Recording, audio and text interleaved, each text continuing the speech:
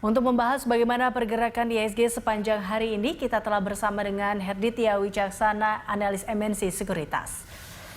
Terima kasih Mas Didit telah bersama kami dalam closing market. Kita lihat IHSG tidak mampu rebound di detik terakhir, tetap berada di zona merah. Betul. Anda melihat apa yang membuat IHSG kita tidak mampu untuk bangkit atau tetap berada di zona merah untuk hari ini? Oke, hari ini memang bursa global juga bergerak secara mix ya.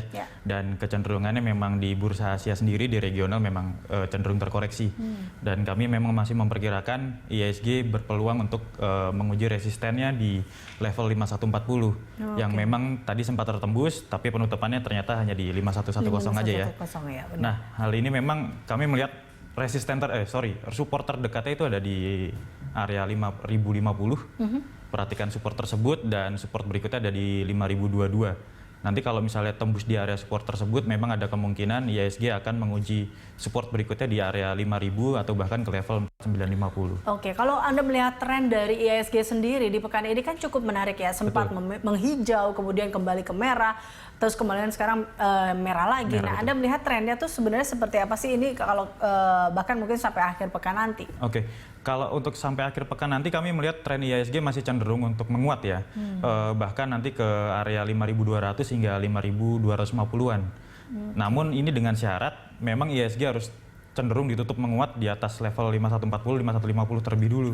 Dan untuk hari ini memang di akhir-akhir sesi memang terkoreksi, kami memperkirakan di pagi hari tadi kan cukup kencang ya hijaunya ya. Kami memperkirakan memang salah satunya ada aksi profit taking dan dari regional sendiri yang memang terkoreksi. Tapi apa yang membuat bahwa trennya ini akan positif, sementara kita lihat nampaknya akan ada sepi sentimen-sentimen positif ataupun katalis positif. Lalu apa yang membuat IHSG begitu optimis di zona hijau atau berada di sesi positif seperti itu?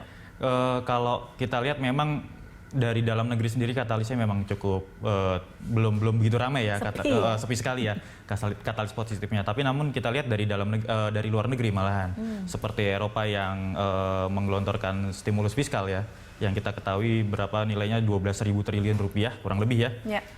Kemudian dari Amerika sendiri juga sudah menyiapkan stimulus ekonomi untuk mengatasi pandemi COVID sendiri. Dan kita lihat juga dari beberapa harga komoditas seperti emas yang cukup menarik hari ini ya, diperdagangkan menguat, naik ya, termasuk emiten-emitennya segala macam seperti itu. Oke, baik. Ini kita juga melihat tadi beberapa sektor juga cukup tertekan hari ini, dan Anda melihat bagaimana peluang tentunya saham-saham sektor-sektor baik mungkin kita lihat farmasi dan juga perbankan, bagaimana Anda melihatnya? Ini perbankan nampaknya kan cukup menarik ya belakangan ini. Memang kalau untuk perbankan cukup menarik karena memang sebagai penggerak IHSG sendiri ya, dan perbankan kami melihat memang dalam jangka panjang masih cenderung menguat. Namun dilihat dari time frame pendeknya memang ini masih ada sedikit koreksi lah. Namun kita lihat dari farmasi sendiri cukup menarik karena memang ada vaksin ya untuk COVID-19 yang sedang dikembangkan, dan semenjak beberapa hari yang lalu memang saham-saham ini menguat cukup signifikan. Terlebih hari ini juga masih cenderung menguat seperti itu. Ini disangga oleh katalis dari vaksin COVID sendiri. Oke, baik. Tapi ini ada yang cukup menarik di mana di domestik sendiri yang pemerintah akan mencairkan gaji ke-13 PNS ini. Ini mampu nggak sih untuk menambah peluang positif bagi kinerja paling tidak untuk sektor retail dan juga produk konsumsi?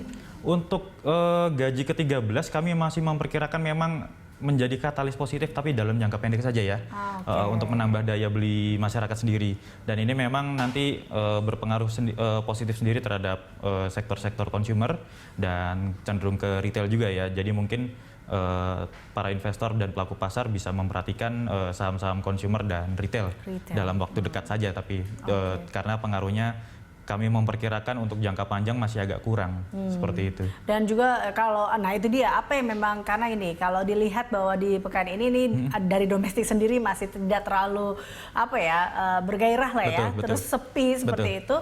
Tapi lalu bagaimana juga investor harus mencermati sinyal-sinyal itu dari domestik sendiri maupun dari global tuh, apa yang memang harus dicermati oleh para investor? Ya, memang para pelaku pasar maupun investor kalau kita lihat cenderung wait and see ya, dan memang kita harus cermat sendiri ya dengan harga komoditas, dengan pergerakan bursa global dan sebagainya.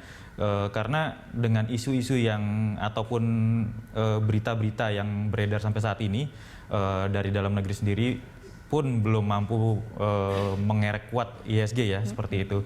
Nah, kami melihat memang untuk investor dan pelaku pasar cenderung melihat momentum lah, istilah seperti itu, dan nanti bisa buy on weakness di beberapa saham pilihan. Kalau wait and see juga ini dilihat terkait dengan atau mungkin saran dari Mas Didit sendiri bagi investor dan juga para pelaku pasar terkait dengan kebijakan moneter suku bunga yang rendah ini, mungkin adakah yang perlu dicermati? Adakah saham-saham yang direkomendasi melihat suku bunga rendah ini? Ini gimana nih Mas Didit? Sebenarnya kalau dengan suku bunga yang cukup rendah memang nanti berpengaruhnya ke saham-saham perbankan ya, dan saham-saham properti maupun konstruksi ya. Namun kita lihat memang dengan turunnya suku bunga kemarin ke 4%, belum begitu berpengaruh terhadap saham-saham perbankan maupun properti konstruksi. Jadi mungkin bisa kita tunggu dulu, kita lihat memang secara teknikal, secara chartnya pun saham-saham properti ini memang belum mampu break resistennya sendiri. Seperti itu. Jadi kita memang tinggal nunggu break resisten, kemudian saham-saham tersebut bisa berpeluang untuk menguat properti konstruksi, karena memang kami melihat indeks properti konstruksi pun ini cenderung lagging ya, dan belum gerak begitu banyak di IHSG saat ini. Nah, balik lagi ke wait and see pelaku pasar, salah satunya yang tadi Anda katakan juga terkait dengan vaksin ya. Nah, kita tahu uji coba vaksin yang datang dari uji klinis vaksin yang datang dari Tiongkok itu, ini juga kah mempengaruhi nggak sih dengan tadi ya kepercayaan publik juga terkait dengan pandemi ini atau penanganan COVID ini? Ya, sebetulnya uji coba vaksin ini juga sudah beberapa kali ya, di Amerika juga pernah dicoba, saat ini di Tiongkok.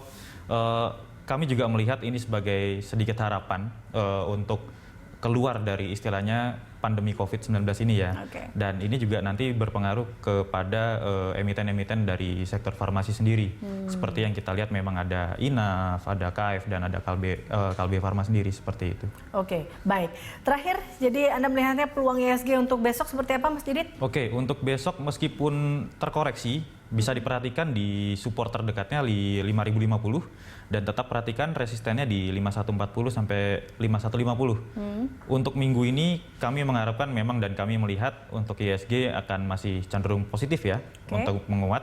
Paling tidak nanti menguji target terdekatnya di 5200. Untuk saham-saham kira-kira apa aja Mas Didit? Untuk saham-saham silahkan perhatikan sektor trade seperti Akra, dari sektor lainnya batubara dan ini dari UNTR.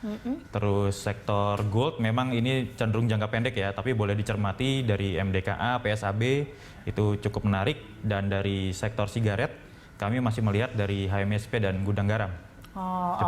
Gudang Garam ya. Baik, terima kasih Mas Didit telah bergabung bersama kami. Pemirsa, Heditya Wicaksana, analis MNC Sekuritas.